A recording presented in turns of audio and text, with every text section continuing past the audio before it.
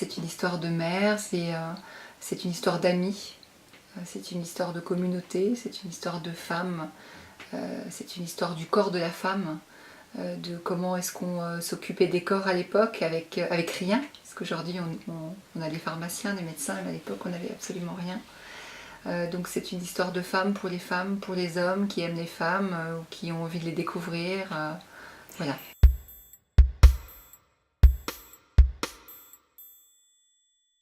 Et j'ai beaucoup fréquenté les centres d'accouchement, les centres de procréation médicalement assistée, j'ai énormément fréquenté les sages-femmes.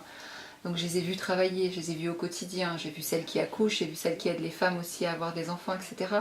Je les ai vues dans leurs difficultés, j'ai vu leur dévouement pour les femmes, et j'avais envie de leur rendre hommage tout simplement. Et comme la féminité est quelque chose qui m'interpelle et qui m'intéresse, les cas de société liés à la féminité, comme l'avortement, etc., tout ça ce sont des causes qui m'intéressent.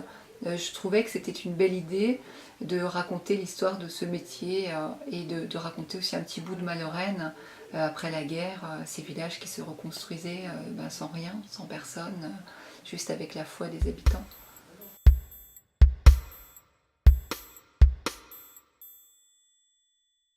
Ces femmes qui ont appris la gynécologie à beaucoup de médecins se retrouvent finalement sans véritable statut, souvent mal considérées dans leur métier. On ne leur laisse pas la possibilité de le faire dans de bonnes conditions. Et ça m'a choquée parce que finalement, mes sages-femmes de 1919 et les nôtres aujourd'hui, elles sont encore pas reconnues comme elles devraient l'être. La profession de sage-femme, et je ne le suis pas, je ne l'ai jamais été, mais je les ai vues il y a 15 ans quand je travaillais avec elles, elles avaient les mêmes revendications et rien n'a changé. Ce sont des femmes qui sont dévouées du matin au soir à la mère, à l'enfant, qui sont vraiment capables d'accoucher des femmes, qui sont capables d'un tas de choses et qui n'ont pas la reconnaissance ni le salaire qu'elles méritent. Voilà, tout simplement.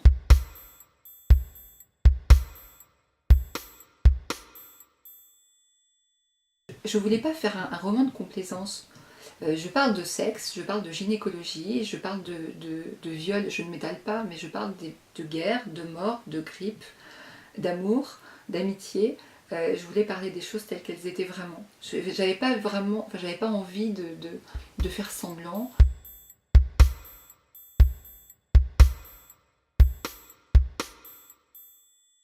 Il intéresse les hommes. D'ailleurs, je les encourage fortement à le lire.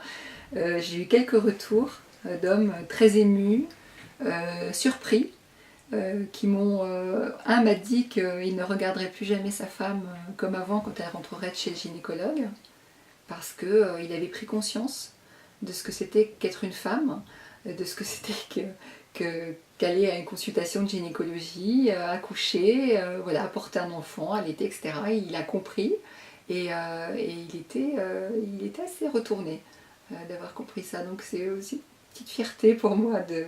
Ouais, je pense que les hommes doivent le lire.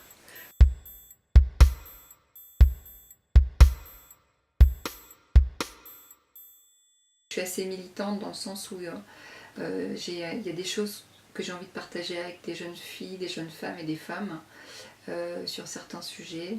Et voilà, mes bouquins sont aussi une façon pour moi de transmettre ces informations et d'engager une discussion, un débat. D'ailleurs, j'ai vraiment beaucoup de courriers de lecteurs avec lesquels après je parle de toutes ces choses.